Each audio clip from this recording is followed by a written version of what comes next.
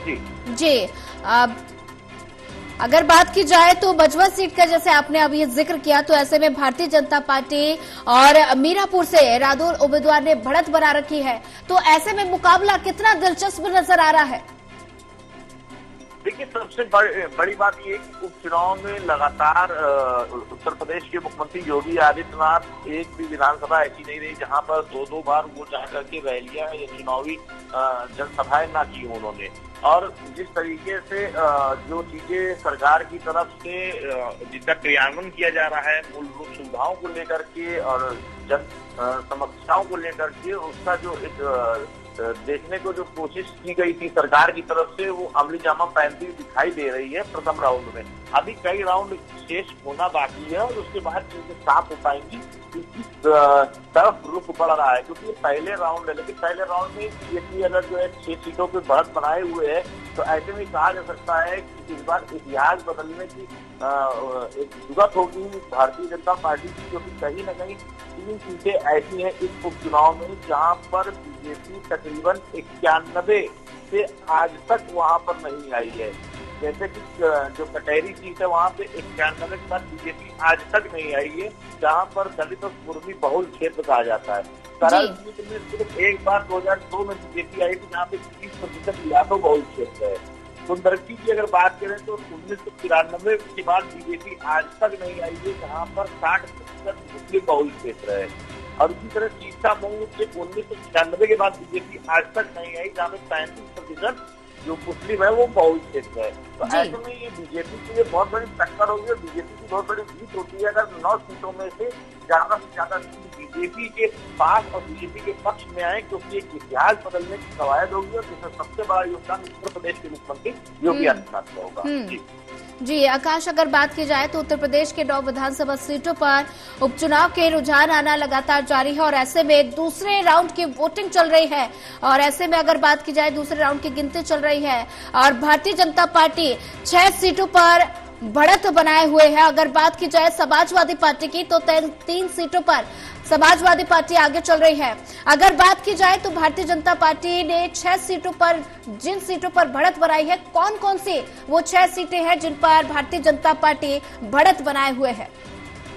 देखिए, दूसरे राउंड की अगर हम लोग बात करेंगे तो सीसामऊ में जहां पे नसीम सोलंकी आगे चल रहे थे, वहीं अब कहीं दूसरे राउंड में बीजेपी के सुरेश अवस्थी 535 वोटों से आगे चल रहे हैं। मतलब ये उलटफेर ही देखने को मिल रहा है कि जहां पर अभी तक समाजवादी पार्टी का जो है प्रत्याशी आगे चल रहा था, वहां पर अब बीजेपी का जो प्रत्याशी सुरेश अवस्थी वो 535 वोटों से आगे चल रहे हैं। जो मुरादाबाद की कुंदरकी विधानसभा है वहां पे बीजेपी प्रत्याशी तकरीबन 4000 वोटों से आगे चल रहे हैं।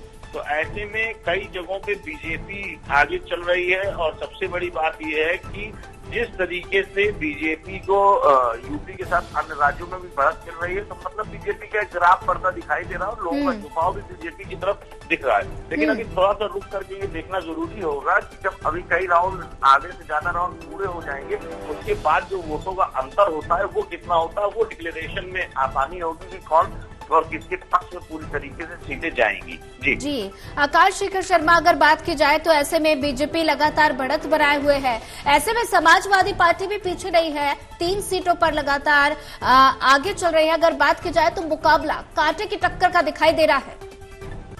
जी बिल्कुल, क्योंकि देखिए कहीं ना कहीं जिस तरीके से जो है समाजवादी पार्टी की तरफ से लगातार ट्वीट किए गए हैं और बाकायदे कल तक भी बयान अखिलेश यादव की तरफ से दिए गए और रामगोपाल यादव की तरफ से भी चुनाव में जो उनके मतदाताओं को वोट नहीं डालने दिया गया, एक वर्ग को जो है रोका गया, बैरिकेडिंग लगाई गई, पत्थरबाजी की गई। लेकिन ये सारी चीजें जिस तरीके से अब सामने आ रही है और जो बयान आ रहे हैं, तो उसके लिए बीजेपी की तरफ से भी ये कहा जाना था और कहा भी गया कि जो ये हार की हताशा है जो समाजवादी पार्टी की तरफ से बोली जा रही है।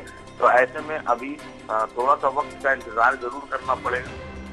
जी आकाश, बने रहिए हमारे साथ। बड़ी जानकारी आपको बता दें, सीसामऊ से बीजेपी सुरेश अवस्थी आगे चल रहे हैं और ऐसे में अगर बात की जाए सीसामऊ से बीजेपी तीसरे राउंड में आगे चल रहे हैं।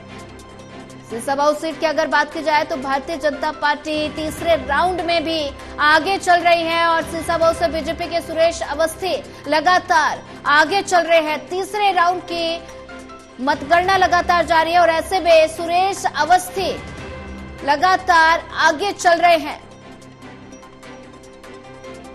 और ऐसे में एक और बड़ी जानकारी आपको बता दें, फूलपुर उपचुनाव से सपा आगे चल रही है और फूलपुर सपा के मुजतबा सिद्दीकी लगातार आगे चल रहे हैं। बात की जाए तो ऐसे में फूलपुर उपचुनाव सीट की अगर बात की जाए तो सपा आगे चल रही है। फूलपुर सपा से